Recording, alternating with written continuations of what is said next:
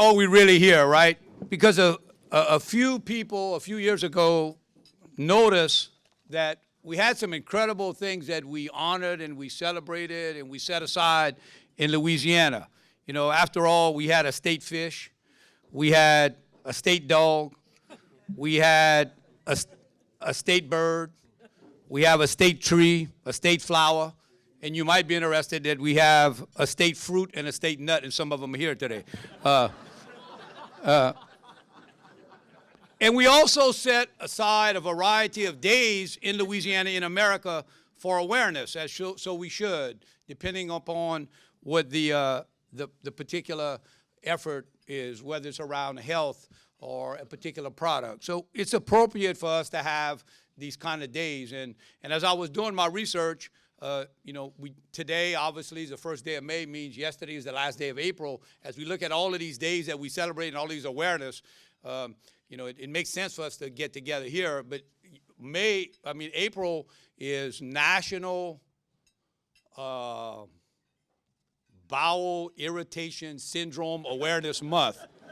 So if we have irritable bowel syndrome awareness month, and look, all these things are important. I don't deny all these things are important, and we ought to have days that we celebrate and focus.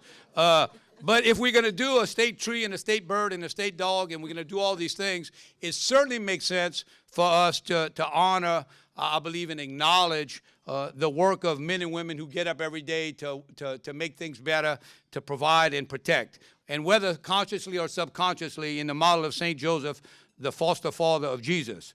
So again, how did we get here? Again, you know, a couple folks had this recognition that working men and women needed to be lifted for the amazing things that they do. And as what happens in this area, when people get together, they start rubbing two sticks together and sparks start flying, and then they start criticizing each other about, no, you shouldn't do it that way, you should do it this way.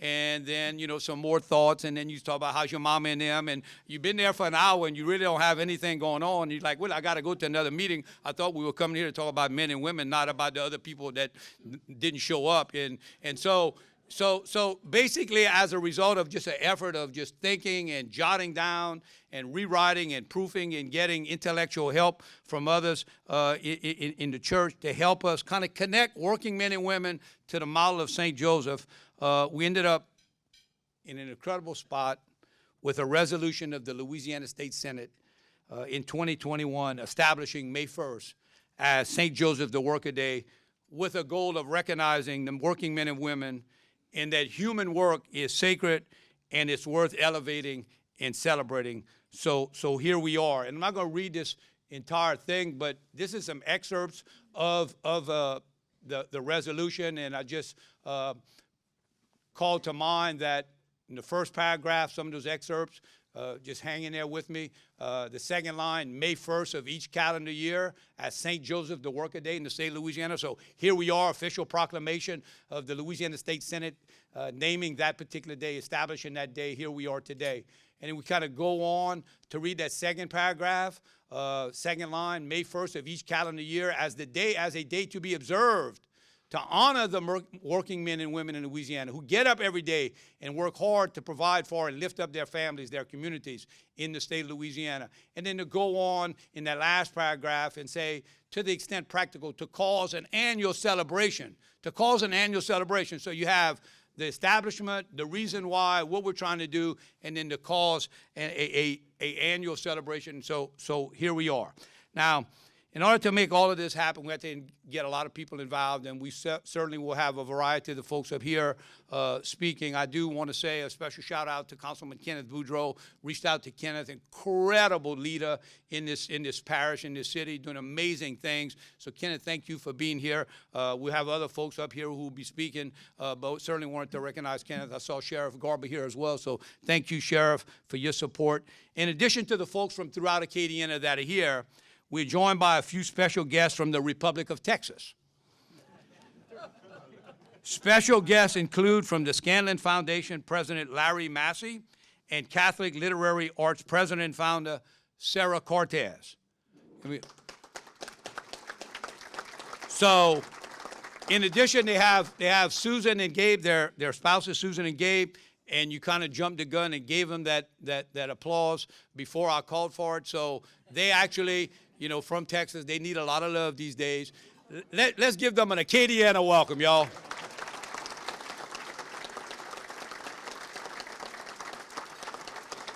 And thanks you for what you guys do and your support of what we're doing here. And we would say that if in 2025, the state of Texas is interested in showing how to elevate and celebrate their workers, we travel well. Somebody here has a motorhome or Airstream camper. We'd love to be with you there. So just to kind of help frame the issue as we move into the program, I thought it would be a good idea to put a few stats behind what happens in 2023. When we talk about workers, 168 million workers making up the civilian workforce.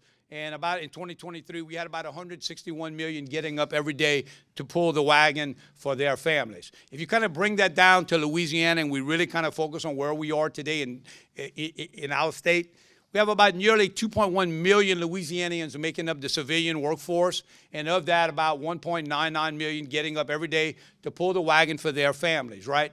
And that combined in 2023 for a gross domestic product of $238.2 billion. Now, why is that important? Because if we're going to celebrate workers and celebrate what they do and what they do for their families, I think it's important to have some of the statistics, how we all together combine, right? And as I kind of put my thoughts together, by making a decision to work, whether you cutting hair or you cutting grass, you fixing cars or you fixing dinner, you waiting on tables or you waiting on the next customer in line, you providing daycare or nursing care, you repairing broken pipes or broken hearts, you teaching class, you going to class, you coaching ball, you coaching life, you defending freedoms or defending the least of our brothers, you plowing and harvesting the field or baiting and running the traps, you drilling and producing or transporting and generating the energy to fuel our economy. You climbing poles or you digging trenches. You're doing your thing by operating equipment or working in the operating room. You baking or you homemaking. You designing with a pen and pencil or you building with tools. You're wearing the badge or you putting on the uniform. You're making deliveries or you're making the sale. Keeping our homes and spaces tidy and neat. Keeping the accounting books straight or keeping the office running efficiently, offering legal advice or a helping hand, trucking or shucking, from the ball field to the cane field. And whether you're from Basile, as the bishop is, okay, whether you're from Basile, Abbeville, Cheneyville, Donaldsonville, Farmerville, Haynesville, Leesville, Leonville, Paconnier, all right, Laurelville, Marksville, Mandeville, Maryville, Moorville, Napoleonville, Rayville, Spring Hill, Youngsville, and yes, today, Vermilionville. Louisiana does make a difference. The men and women make a difference. So, again, today in Vermilionville, we stop and we say, thank you for the work that you do.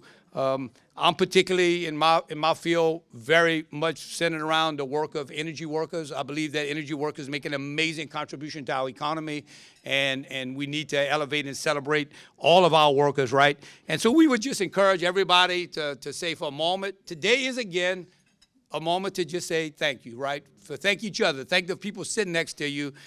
We connected in ways sometimes we could hardly fathom, and to keep rocking through the sunrises and the sunsets and the daylights and the midnights.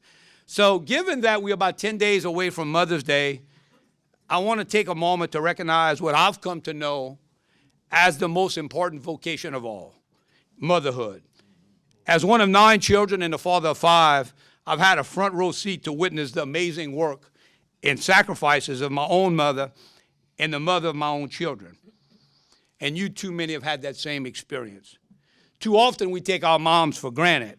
So on this day, where we're honoring St. Joseph, the worker, and the working men and women of Louisiana, let us stand and applaud our moms, whether still on earth or in paradise, for showing us the way.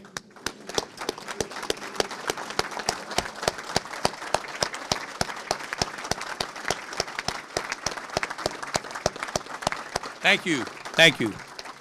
And you know, you could leave it to a guy with 5 sisters, 3 daughters, 6 granddaughters, and 23 female first cousins to temporarily hijack a day set aside for a man and make it about mothers, right? So I want to say a special thank you. I love my wife, Diane, the mother of our children, and I love my late mom for all the sacrifices that you've made. So again, we've asked the author of Senate Resolution 116 of the regular session of 2021, Senator Fred Mills, to give us a little history. And when we talk about those workers, those 1.99 million workers, think of today as the state has said, this is a day to celebrate. And to our knowledge, this is the only event of this type that's going on in the state. So you represent a proxy. You are a proxy for those 1.9 million workers, those 2 million people in the civilian workforce. You are that proxy. Today we call it again to say, let's celebrate, let's call a timeout, and honor everything that everybody does with their second hands and heart and feet, right? And so I think it's important. We've got some photographs, I think, that kind of depict a wide variety of things. And again, I think it's important. I'm going to say it probably several more times.